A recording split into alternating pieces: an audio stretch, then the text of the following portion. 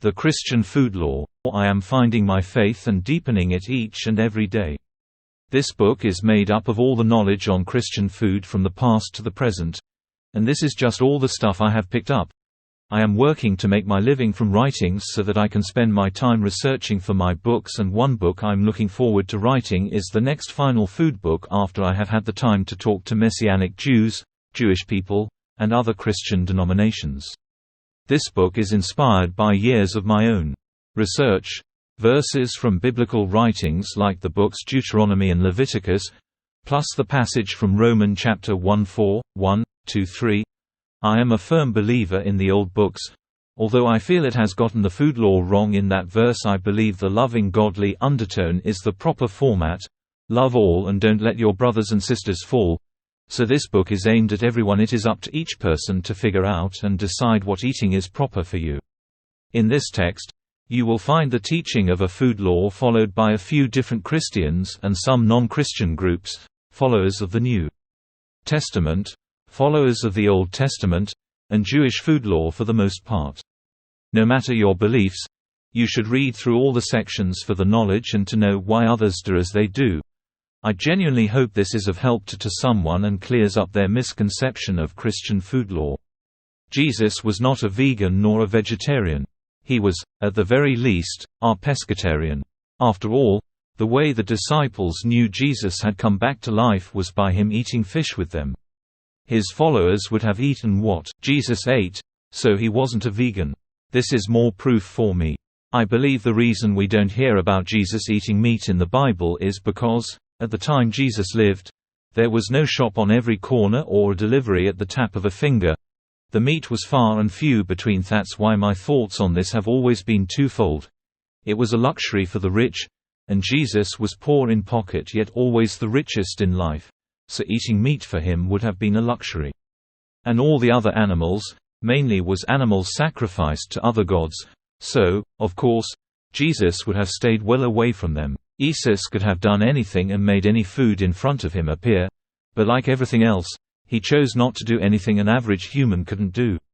So lived a way a person of God, Christian, would have eaten in those days, from what was taught in the Old Testament, which is also the Torah for the most part, at the very least, but in most cases, Jesus would go the extra mile like Jesus did in everything.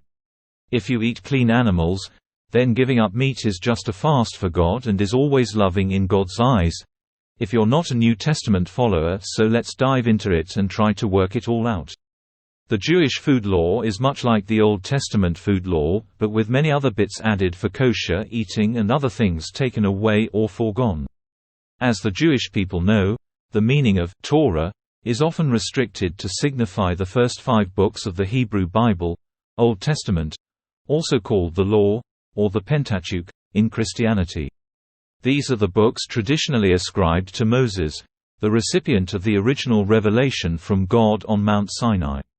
So there is a lot of similarity from Jewish food law and Old Testament Christian food law, like there are with a lot of Jewish cultures and trends as at the beginning roots of Christianity, as Jesus was born a Jew till he had to show the world what not to do and what was being done wrong and the ways of the Father as much as the way to the Father. This was his reason for coming. The opposite of kosher, as applied to food, is treif, in Yiddish, or trefa, in Hebrew, meaning not suitable for use, or forbidden. Trefa means torn by a wild beast, Exodus chapter 22 verse 30. I am not a Jew, so I go more in depth in the Old Testament section of the book, but I'm hoping to make a part 2 to this book as my knowledge grows. When I've had time to interview people who know and live by the Jewish food law, so for a more in-depth look at Jewish food law, keep an eye out for that, as it will have a whole chapter, not just a quick summary of how Jewish food law is. New Testament followers. Romans 14-20. Do not destroy the work of God for the sake of food.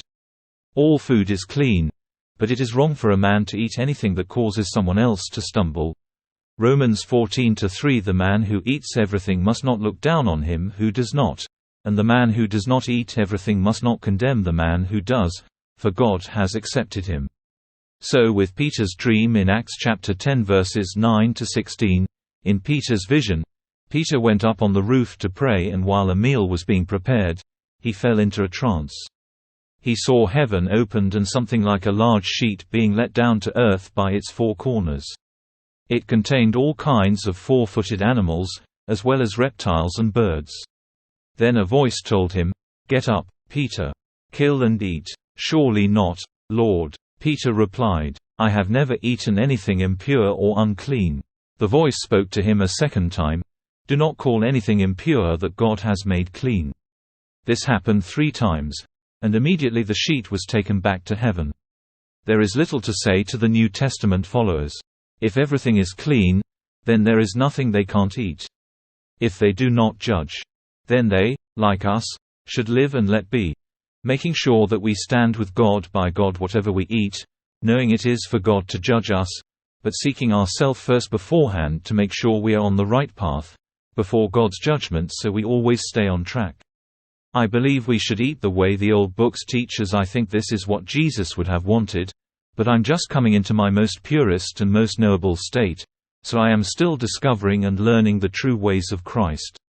Still, I don't believe it will change the fact Jesus came to fulfill the laws. Jesus didn't change them other than what needed changing, which he did with his time here on earth. I encourage the New Testament followers to read the rest of this so that they may be enlightened in some way or, at the very least, have an understanding of others' beliefs just like all followers or even non-believers.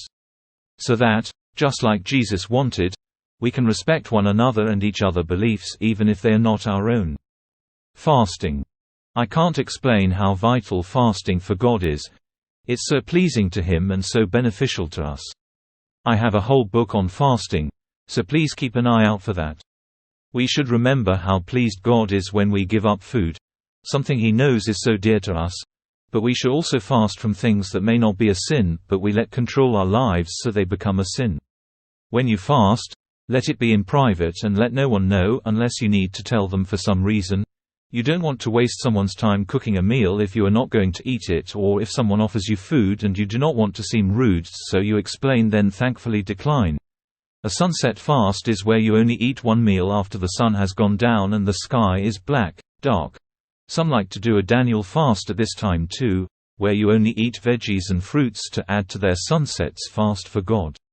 A full-day fast is where nothing is eaten, only water or milk is drunk for 24 hours, and a specialized fast is where you fast from specialized foods or actions. Still, there are many other biblical fasts, so for a more in-depth understanding, please read and check out my book on fasting, how to do it, how long to do it, the biblical way to do it, and so much more.